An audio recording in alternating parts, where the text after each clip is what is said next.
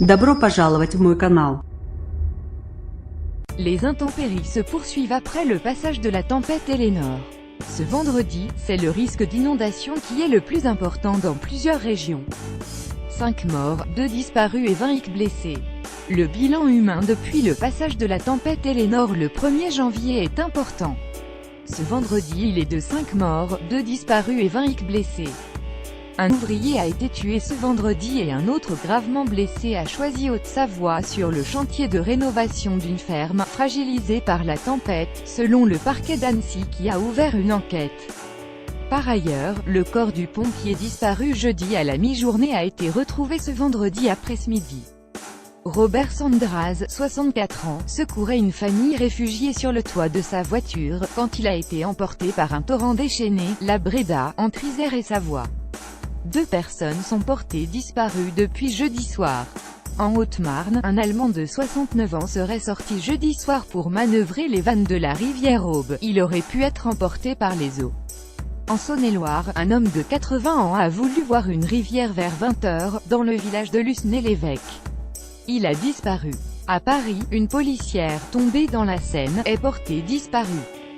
Un skieur de 21 ans est décédé sur une piste de Morillon Haute-Savoie et une nonagénaire est morte jeudi d'une crise cardiaque à Créambé-le-Don-Isère après que sa maison a été envahie et dévastée par une coulée de boue et d'eau. En Savoie, un agriculteur a été retrouvé mort sous une coulée de neige près de son chalet d'alpage à Bonneval-sur-Arc. 20 personnes ont été également blessées dont 4 grièvement, selon le dernier bilan diffusé jeudi soir par le ministère de l'Intérieur. 14 départements en alerte à 12h30. Météo France place ce vendredi encore 14 départements en alerte orange. La totalité des départements en alerte le sont en raison du risque d'inondation.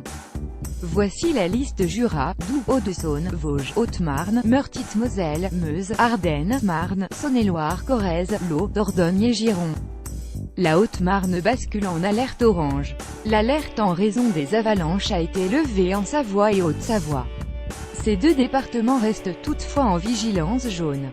Par ailleurs, il ne reste qu'un département en vigilance jaune en raison du risque de vagues submersives.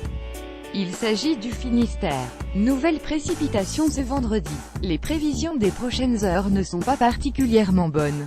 De la pluie est attendue sur la majorité des régions déjà menacées par des inondations. La carte ci-dessous montre la localisation des intempéries attendues pour la nuit de ce vendredi à samedi. Le niveau des eaux peut encore monter.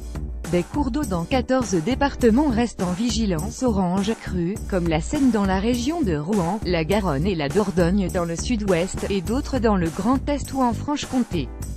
À Lyon, le Rhône et la Saône sont sortis de leur lit. À Paris, le niveau de la Seine dans la capitale atteignait vendredi 3,26 mètres au pont d'Austerlitz. Vigilance jaune, selon le service de prévision des crues. La tendance est à la hausse pour les prochaines 72 heures, avec une stabilisation attendue en début de semaine. Les cumuls de pluie ont été impressionnants par endroits.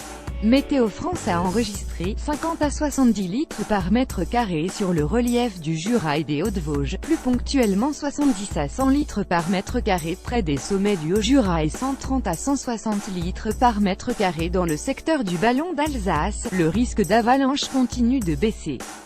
Météo France considère que le risque d'avalanche recule à 3 sur une échelle de 5 sur tous les massifs savoyards: Beaufortain, Vanoise, Haute-Tarentaise, Maurienne, Haute-Maurienne, Aravie, Chablais et Mont-Blanc.